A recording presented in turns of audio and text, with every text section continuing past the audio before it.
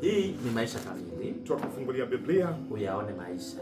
Ndugu rafiki yetu, mfuatiliaji wetu wa kipindi hiki kizuri cha kujifunza Biblia kupitia mwongozo, tunaukaribisha katika masomo yetu haya. Ni mwendelezo. Leo tuko somo la 10. Somo linasema kutimilika katika Kristo. Kwa hiyo siku ya leo na wiki hii yote tutakuwa tunaangalia kutimilika katika Kristo. Leo somo lote limejikita katika fungu la pili, fungu Wakolosai 2, kitabu cha Wakolosai mstari wa 16 na 17. Kabla tujaendelea sana, tupate kuomba. Mungu tuna Baba yetu mtakatifu, jina lako litukuzwe. Asante kwa nafasi ya pekee, asante kwa kibali cha kuendelea kujifunza, wewe ukiwa mwalimu wetu. Amen. Anza nasi na umalize nasi katika jina la Yesu Kristo. Amina. Amina. Amen. Fungu la uchokozi. Wakolosai sura ya pili mstari wa 16 na 17. Nalo linasema, basi mtu asiwahukumu ninyi katika vyakula au vinywaji, au kwa sababu ya sikukuu au mwandamo wa mwezi, au Sabato. Mambo hayo ni kivuli cha mambo yajayo, bali mwili ni wa Kristo. Mwili ni wa Kristo. Hilo fungu ulishakutana nalo? Nishakutana nalo. Umeona jinsi walokole na wasabato wanavyohukumiana. Umefika huko bwana. Hayo bwana. Amen. Sasa kuhukumiana. Hukumu kwa kawaida inatakiwa kuonyesha usawa. Kwa hiyo hapa ni hukumu kwamba bwana, umepungua wewe. Hujatoa sadaka ya vinywaji vyako. Umepungua wewe. Umekula hiki. Upasi kula hiki. Hujatunza sabato. Umepungua.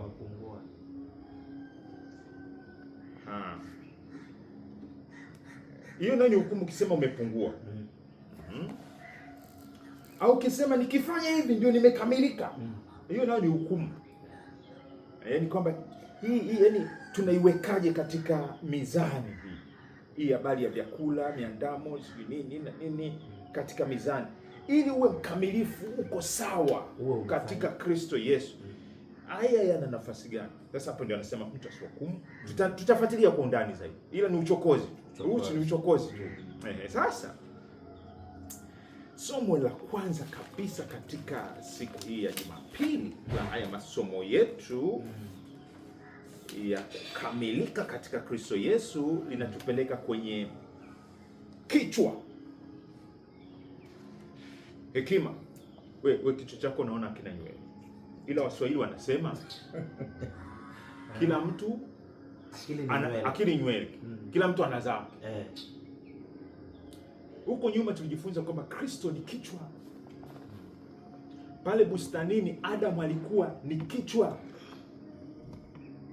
ila alikuwa hajakamilika. Kweli si kweli? Alikamilishwa kwa kutengenezewa wa kufanana naye, akawa kamili. Kwa hiyo mwanamume alikamilishwa na mwanamke, lakini mwanamke pia anakamilishwa na mwanamume.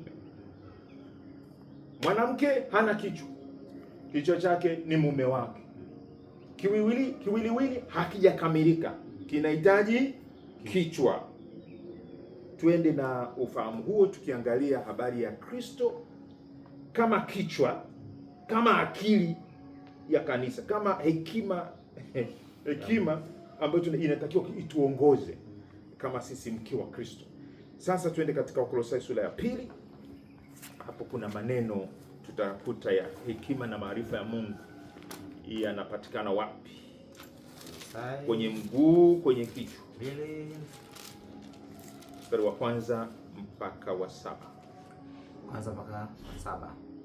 Basi ikiwako faraja yoyote. Wakolosai sura ni kwa Filipi.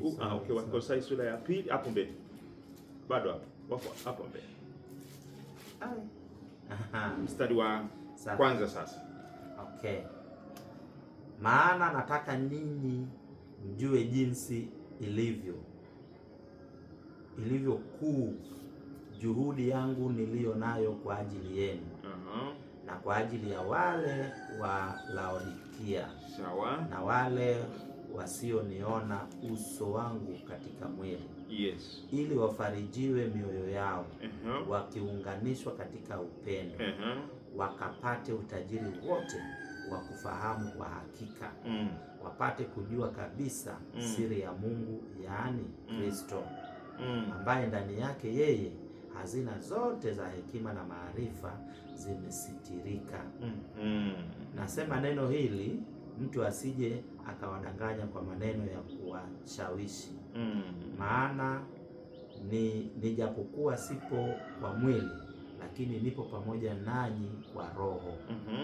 Nikifurahi na kuona utaratibu wenu wa uthabiti wa imani yenu katika Kristo. Basi kama mlivyompokea Kristo Yesu Bwana, enendeni vivyo hivyo katika yeye, wenye shina na wenye kujengwa katika yeye, mmefanywa imara kwa imani. Yes. Kama mlivyofundishwa, mkizidi kutoa shukrani.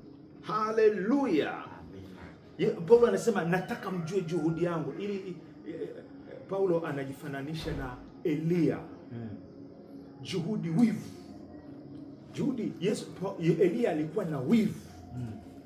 Ndio uliomsukuma aende Karmeli pale, airudishe Israeli kwa Mungu. Anasema yani mimi mkiona ninaandika hizi barua, ninawaandikia, ninawaambia yani hizi kazi zangu zote nikiwa Filipi, nikiwa hapa Kolosai. Juhudi yangu mimi nataka mjue kwa nini na kereketo. La kwanza, mstari wa 2 amesema nini? Mstari wa 2 amesema awafariji. Wafarijiwe. Anataka mioyo yao ifarijiwe. Alafu wameunganishwa pamoja katika upendo. Sasa faraja ya Kristo ambayo inakuja na msamaha wake, si ndivyo? Hukumiwi tena na vidonda vyote vinaponywa. Kristo amekuponya. Kristo, yani ndio hivyo, unatulizwa. Ni kana kwamba mwanamke anapoingia kwenye ndoa anasema alienda kufarijiwa, au mwanaume ameenda kufarijiwa, ameenda kuburudishwa. Anasema yeye natamani mpate burudiko la kwake Bwana. Amina. Ndio juhudi nilionayo. Anasema mmejengwa katika upendo. Sasa hizi ni lugha za wawili wanaokamilishana katika pendo. Alafu ndio sasa ndio hilo lingine anataja habari ya hekima.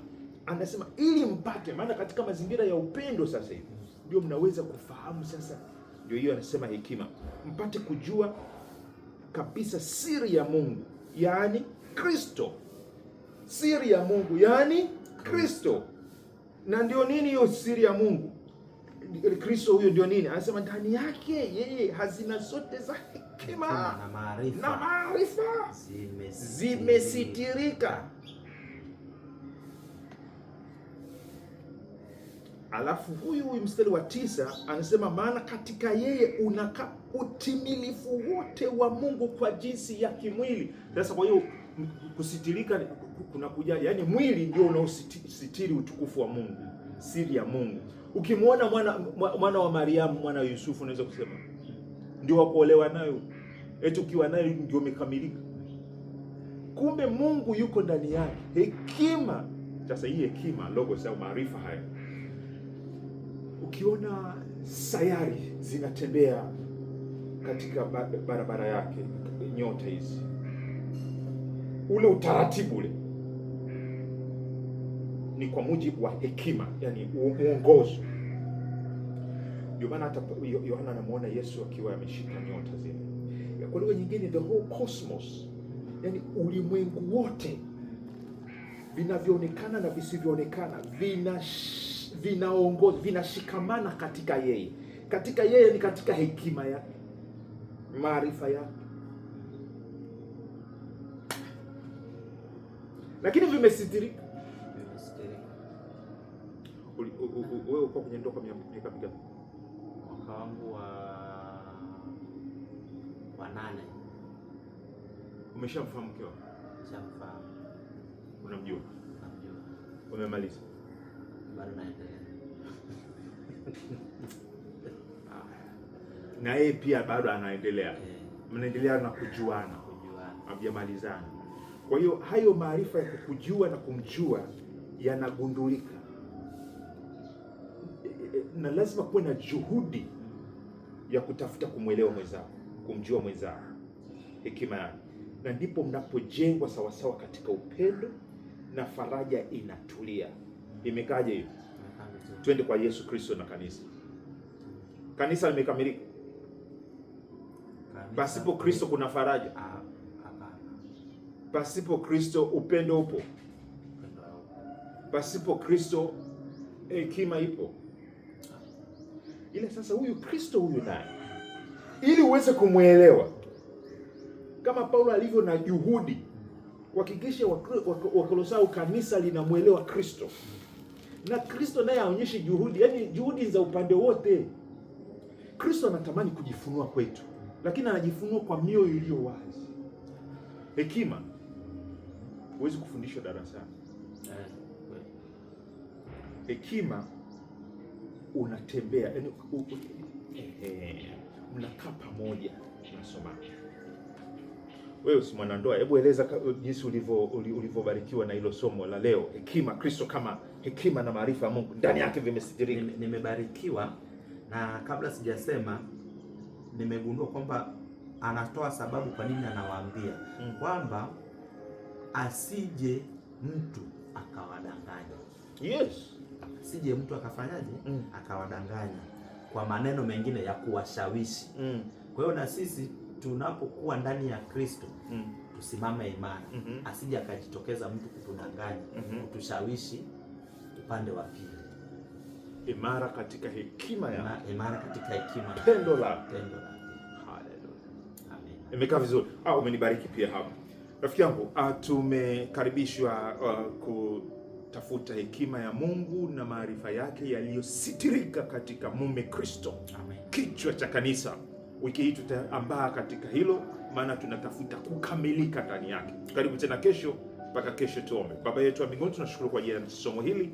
Wiki hii tusingependa kukosa. Tunaomba tukutane hapa, ujifunue waziwazi kwetu katika Kristo Yesu. Na ikiwa kama kuna mtu yoyote anashawishiwa vinginevyo kwa ubize, kwa misongo, ashindwe kutulia kutazama uzuri wa Kristo na hekima yake na siri ya Mungu ndani yake, basi nenda kamwokoe. Tukutane tena kesho kwa jina la Yesu Kristo. Amen. Amen.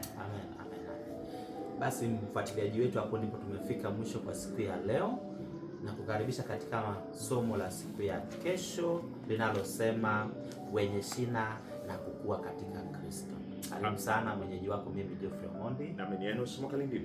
Usikose somo la kesho. Karibu.